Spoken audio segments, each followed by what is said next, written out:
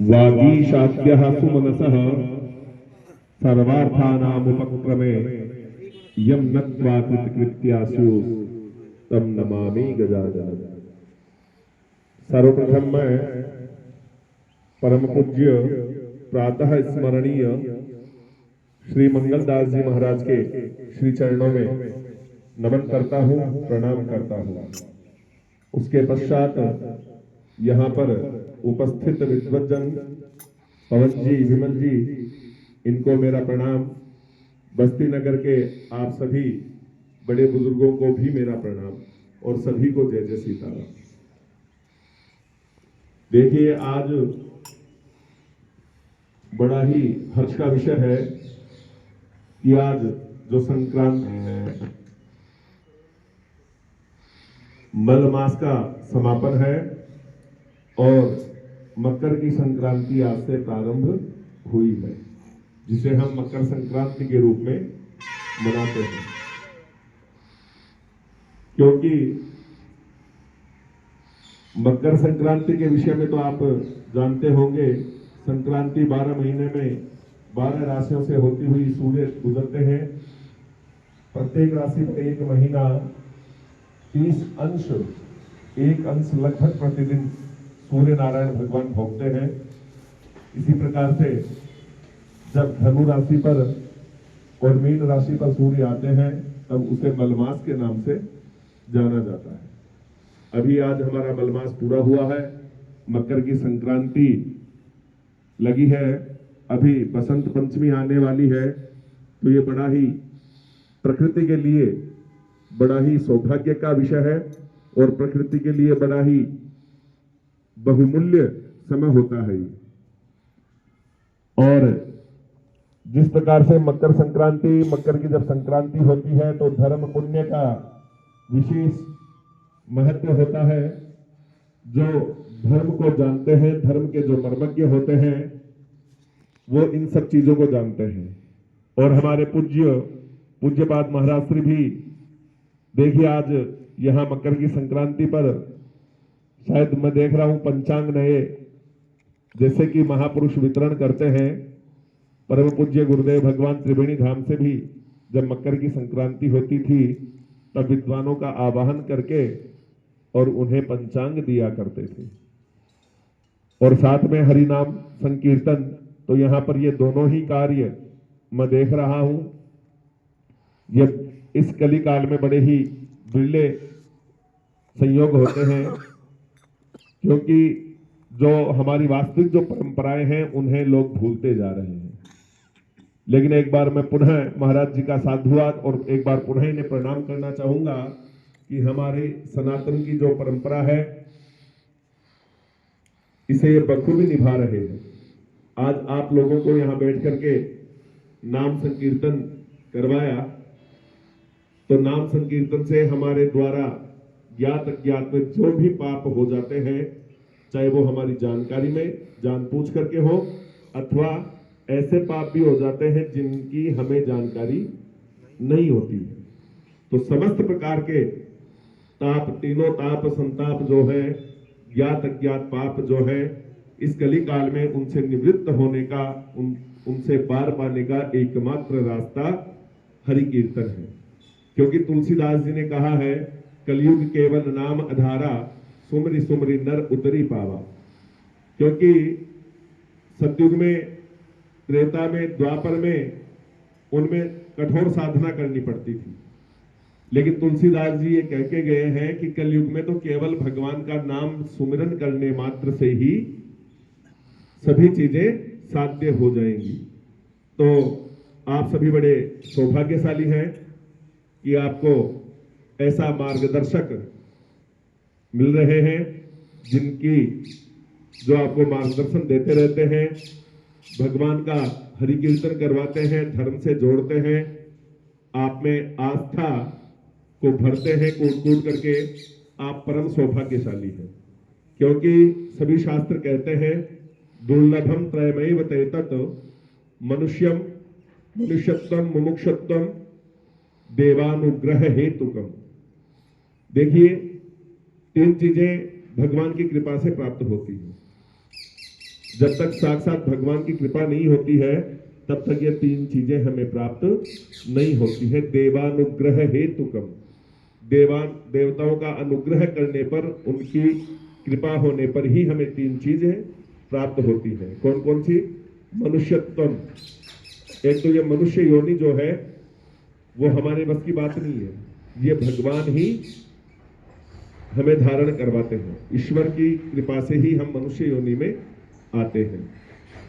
और मुमुक्षुत्वम, मोक्ष की कामना, हर किसी व्यक्ति में मोक्ष का सपना कोई नहीं देखता है।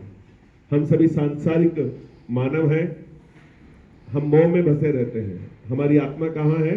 मोह के वशीभूत होती है। हम ऐसा करते हैं कि हमारे घर में ये व्यवस्था है, ये और कर लें, हमारे पास ये रोजी रोटी का साधन है, एक धंधा और कर लें, हम थोड़ी सी आय बढ़ा लें, ये काम और कर लें जिससे हमारे पास और अधिक पैसा आए, लक्ष्मी जी आए, मैं ये कर लूं, मैं वो कर लूं।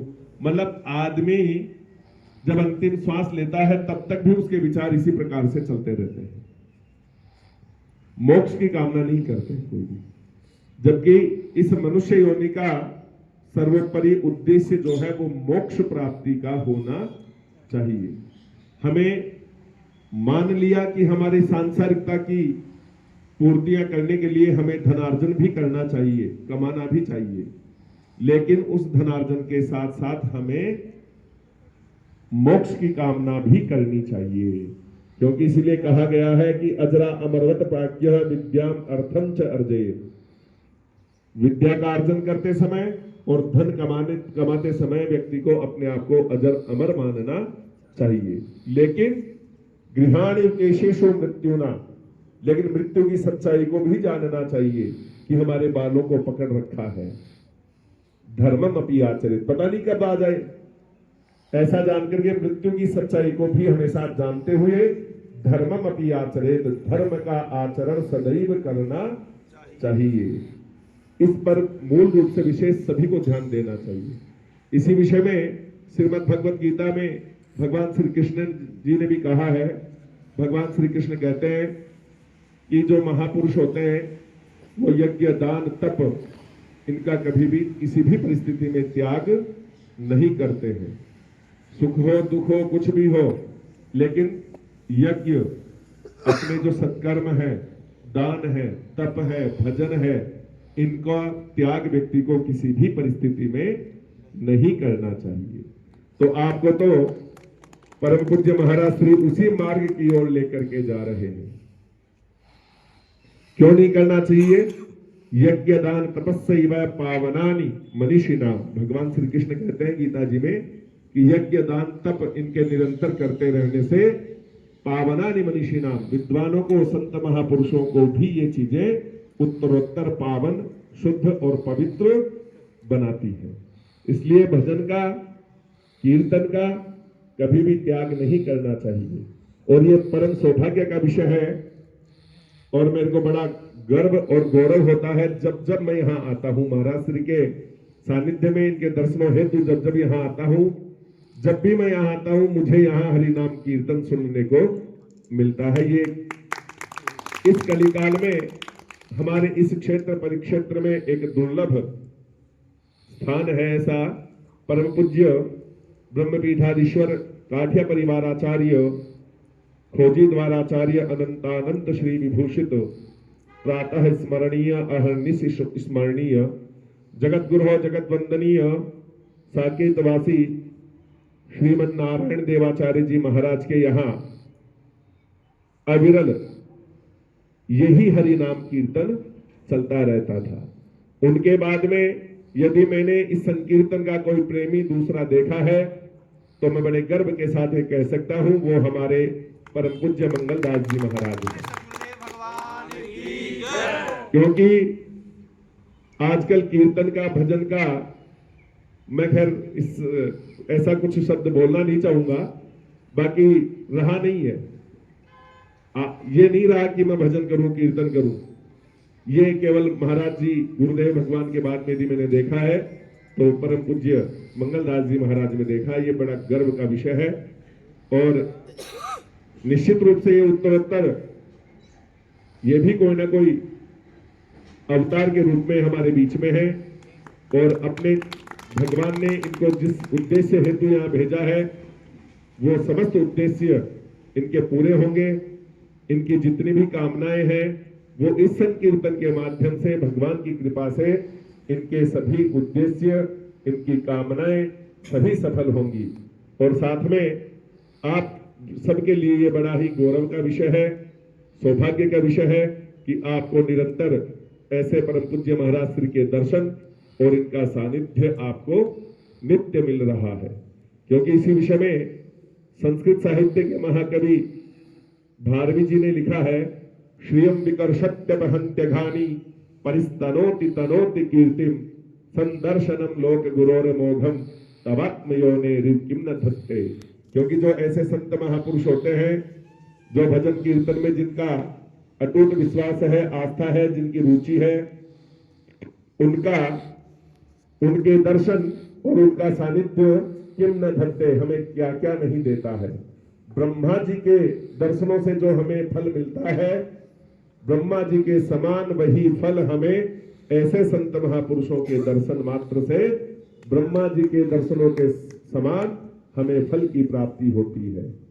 तो निश्चित रूप से आप बड़े सौभाग्यशाली हैं कि आपको महाराज जी का सानिध्य मिल रहा है, महाराज जी के दर्शन आपको रोज मिल रहे हैं।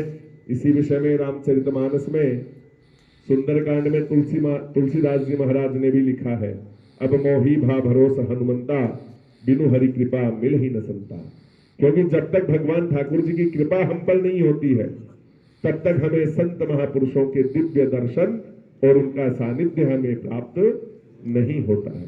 तो इन सभी शास्त्रीय प्रमाणों से यह प्रमाणित होता है कि आप परम सौभाग्यशाली हैं।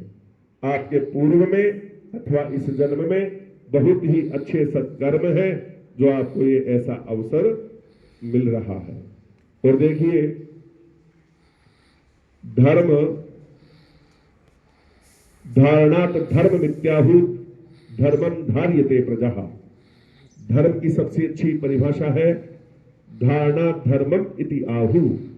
धारण करने के योग्य जो हो उसी को धर्म कहते हैं। जो हमें धारण करने के योग्य हो, जिसे हम धारण कर सके, जिसको ग्रहण करने से और धारण करने से हमारा केवल मात्र हमारी प्रगति उन्नति ही हो, वो धर्म कहलाता है। तो धर्म का त्याग कभी भी नहीं करना चाहिए। आप धर्म के मार्ग पर हैं। पुण्य संक्रांति के ऊपर आप यहाँ एक संत महापुरुष के सानिध्य में बैठ करके आप हरि नाम संकीर्तन कर रहे हैं। इससे शुभ अवसर और कोई हो ही नहीं सकता। तो इन सब चीजों से आप सभी सौभाग्यशाली हैं। एक बार पुनः सबको मेरा प्रणाम और एक बार पुनः महाराज जी को मेरा साधुवाद और प्रणाम।